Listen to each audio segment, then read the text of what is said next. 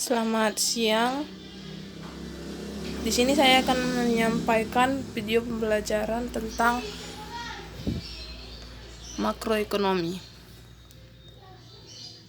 Perkenalkan, nama saya sendiri Cindy Mariani Pranginangin dari Prodi Pendidikan Ekonomi kelas C. Baiklah, saya akan menjelaskan pengertian dari makroekonomi. Makro artinya besar. Analisis makroekonomi merupakan analisis keseluruhan kegiatan perekonomian bersifat global dan tidak memperhatikan kegiatan ekonomi yang dilakukan oleh unit kecil dalam perekonomian. Analisis yang dilakukan makro adalah 1. Kegiatan pembeli atau di dalam makro disebut konsumen secara keseluruhan yang ada di pasar. Yang kedua, tingkah laku produsen yang dianalisis keseluruhan produser dalam perekonomian. Analisis pengeluaran agregat dalam makroekonomi terdiri dari 4 komponen. Yang pertama, pengeluaran rumah tangga atau konsumsi rumah tangga. Yang kedua, pengeluaran pemerintah. Yang ketiga, perusahaan atau investasi. Yang keempat, ekspor dan impor. Sedangkan pengaruhnya adalah yang pertama, pengaruh harga, yang kedua, perubahan penawaran uang atas pengeluaran agregat.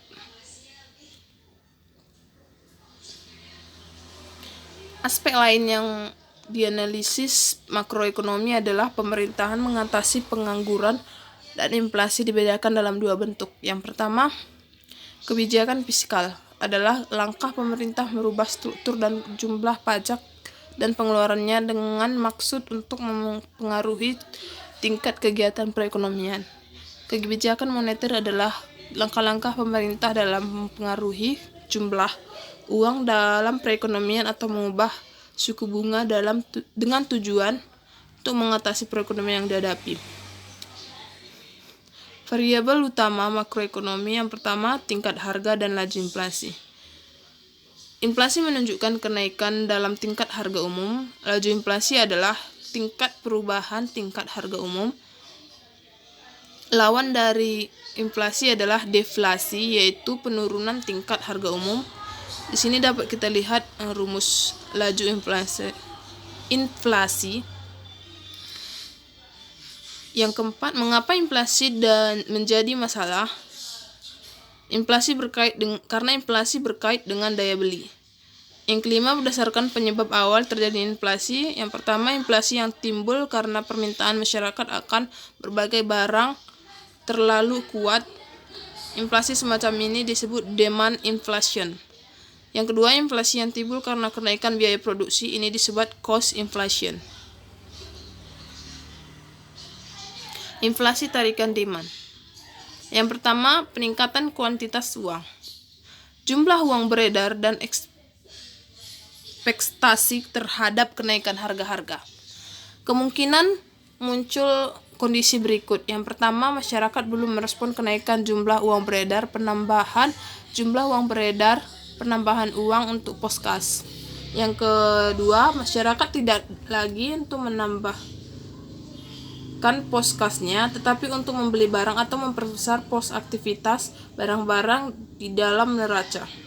Yang ketiga, inflasi terjadi lebih parah atau hiperinflasi. Masyarakat tidak lagi percaya pada mata uang yang dimilikinya. Masyarakat cenderung langsung membelanjakannya. Kebijakan makroekonomi.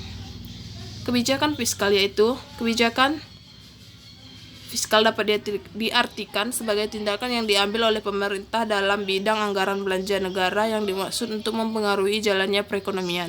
Yang kedua, anggaran belanja negara terdiri dari penerimaan atas pajak, pengeluaran pemerintah atau government expenditure,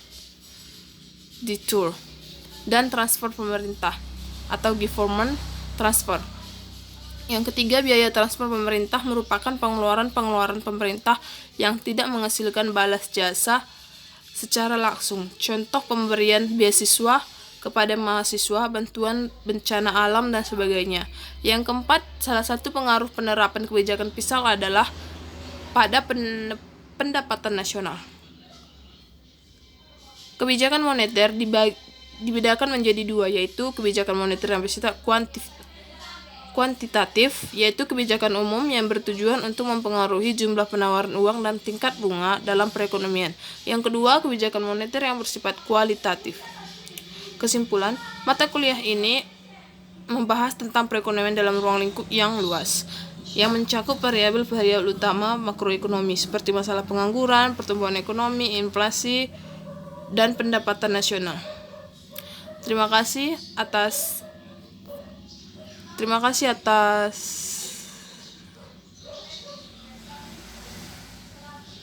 waktunya.